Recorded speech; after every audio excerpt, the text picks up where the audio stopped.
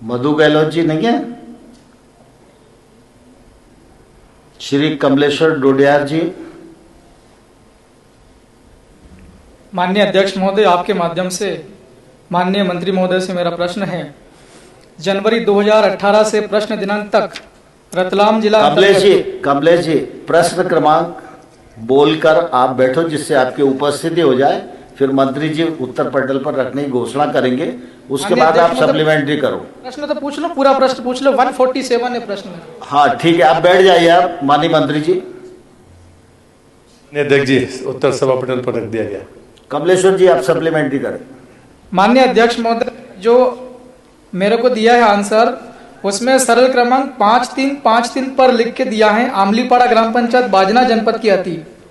वहां अभी ग्राम पंचायत भवन बन रहा है और अभी केवल नींव खोदी गई, और मुझे लिख कर दिया कि पूरी पंचायत भवन बन चुका है और उसके पूर्णतः प्रमाण पत्र भी दे दिया है। माननीय अध्यक्ष महोदय, आपके माध्यम से माननीय मंत्री जी को कहना चाहता हूं कि ये गलत जवाब मिला मुझे।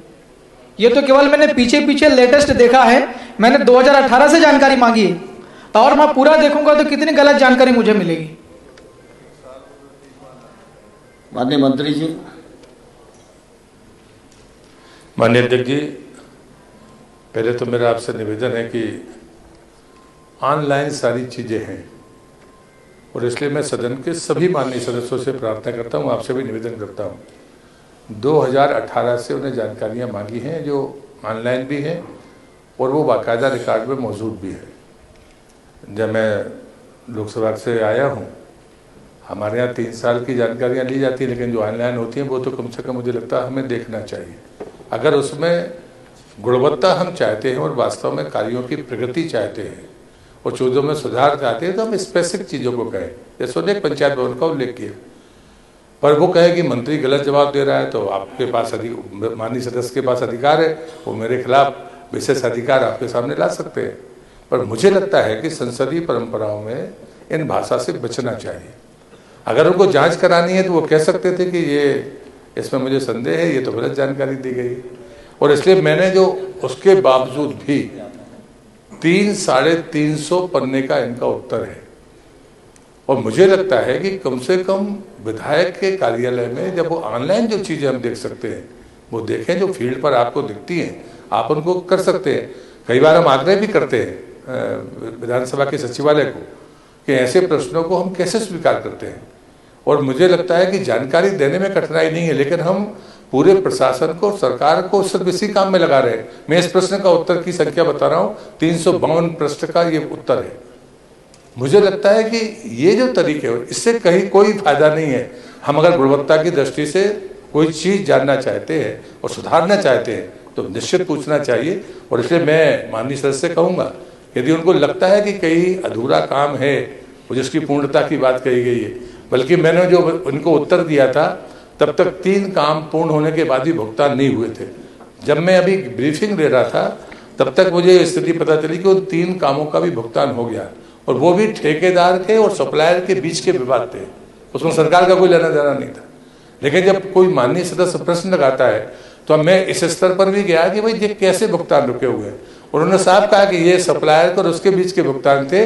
और मेरे प्रश्न देने समय अभी मैं उनको ये और कह रहा हूँ, जो मैंने उनको लिख कर दिया था कि 3 भुगतान शेष थे वो भी पूर्ण हो गए हैं, जब मैं यहाँ खड़े होकर सदन में उत्तर दे रहा हूँ।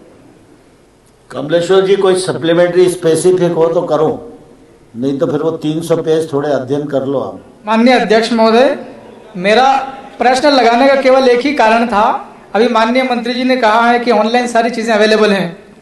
हम जब ऑनलाइन देखते हैं तो हमें कागज में दिखाई देता है, ऑनलाइन में रिकॉर्ड में, कि कोई निर्माण काम बना हुआ है, चाहे वो तालाब हो, सड़क हो, कुछ भी हो। जब हमें शंका होती है कि जब हम फिजिकली जाकर देखते हैं तो वहां नहीं होता वो बना हुआ, इसलिए हम लोग प्रश्न लगाते हैं। हमने वो प्रश्न लगा तो प्रश्न लगाने में यहाँ विधानसभा के अंदर भी असत्य जानकारी मिली। मेरी सिर्फ नाराजगी इतनी है। और दूसरा मेरा इसमें पूरक प्रश्न था कि ग्रामीण यांत्रिकी सेवा के माध्यम से जितने भी तालाब बनते हैं आदिवासी इलाके में, किसी भी इलाके, पूरे राज्य में कई बार बनते हैं, तो 2 या 3 दिन के अंदर पूरे तालाब बना दिए जाते हैं, और तालाब बनाने का काम रात में चलता। माननीय अध्यक्ष महोदय, और माननीय मंत्री जी ने मेरे को भी जानकारी दी, उन्हीं तालाबों में भी काम चल रहा है, निर्माणाधीन है, जबकि वहां पर सारे काम पूरे हो चुके हैं। 1-1 करोड़ के लगभग, मतलब 80 लाख या 75 लाख या 90 लाख के आसपास वाले तालाब 2-2, 3-3 दिन में कंप्लीट कर दिए जाए, वो भी रात में काम करते हैं ठेकेदार और इंजीनियर सारे मिलकर। मेरी सिर्फ नाराजगी इतनी है जनहित में कि माननीय अध्यक्ष महोदय, तालाब जब बनते हैं तो वहां न तो काली मिट्टी डाली जाती है और न पानी डाला जाता है। तालाब का बनाने का लागत का पैसा बचाने के लिए इस प्रकार की हरकतें की जाती। तो मैं माननीय मंत्री जी से कहना चाहूंगा कि पंचायत एवं ग्रामीण विकास विभाग के माध्यम से गांवों का डेवलपमेंट किया जाता है, लेकिन गांव के अंदर में बहुत लापरवाही पूर्वक निर्माण काम किए जाते हैं, विकास काम किए जाते हैं। तो क्या इस प्रकार के इंजीनियर, प्रश्न तो करो, आप प्रश्न करोगे तो मंत्री जवाब देंगे। मेरा प्रश्न यही वाला था कि मुझे एक तो असत्य जानकारी मिली, दूसरी जो जानकारी यहाँ पर आई है मेरे पास में, उसमें काम पूरे हो गए वहां पर फिजिकली जाकर देखें, और यहाँ पर मुझे जानकारी मिली कि अभी काम निर्माणाधीन चल रहे हैं। एक असत्य जानकारी, दूसरा क्वालिटी नहीं है, और जिन कामों का काम हुए ही नहीं है, मतलब सिर्फ कागज पर निर्माण काम हो चुके हैं और वाकई में जमीन पर जाकर देखें तो निर्माण काम नहीं हुए हैं।